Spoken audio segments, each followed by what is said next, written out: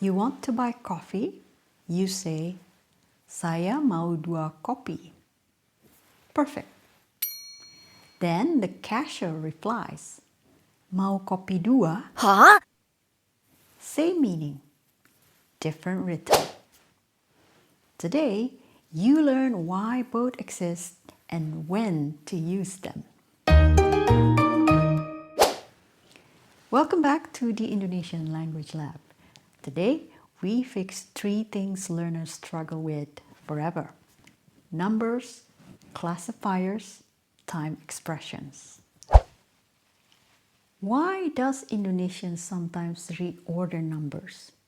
And why do classifiers exist? Here is the basic order. Number plus noun. 2 kopi. 3 buku. 5 orang. This is the safest form. Use it everywhere. But here is the natural variation. Noun plus number. This is casual emphasis. Kopi 2. Sendok 3. This version is common in speech, often used in shops, casual talk, or emphasis.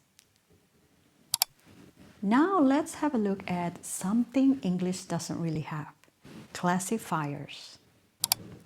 We use these classifiers for people: orang; for animals, ekor; for general objects, buah; for something thin like paper or sheets, lembar. For examples, 3 people, 3 orang; 2 dogs, 2 ekor anjing; 5 sheets of paper, 5 lembar kertas; 1 item or general, 1 buah rumah. 1 buah often shortened to sebuah. Notice the structure is number plus classifier. Classifiers help Indonesian organize reality. Instead of just counting things, it specifies what kind of thing: human, animal, object, or flat object like paper. Now let's make your life easier. Jam, pagi, siang, sore, malam. Here's an example. It is 3 o'clock. Jam 3. Morning at 7. Jam 7 pagi. I go in the evening. Sore ini saya pergi. Or saya pergi sore ini. Indonesian time is contextual. You don't always need at or on. You just attach time naturally. Now learners often make mistake when they say saya pergi pada jam 5. This is correct but formal. Saya pergi jam 5. That sounds more natural. Saya pergi jam 5. Now try to translate this. I have 3 books. Correct. Saya punya 3 buku. 2 dogs. Yes, 2 ekor anjing. It is 8 in the morning. Jam 8 pagi. Listen to this mini dialogue. Kamu punya berapa buku? 3. Buku apa?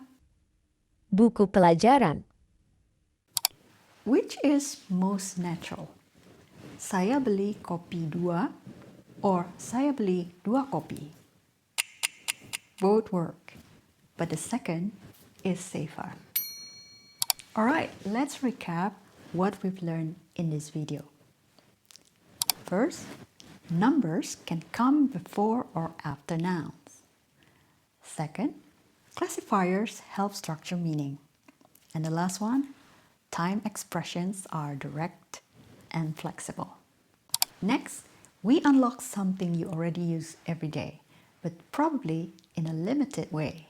The most common verbs in Indonesian and how to use them like a native speaker. If you are finding this lesson helpful, don't forget to hit that like button, subscribe to my channel, and click the bell so you won't miss the next lessons. You can also take your skills to the next level with my specialized courses. For those looking to master the complexity of language, my Indonesian Affixation for Professionals course is designed to sharpen your accuracy.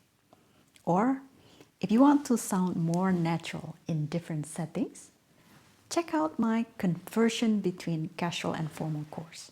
You can find the links to both in the description below. See you next time.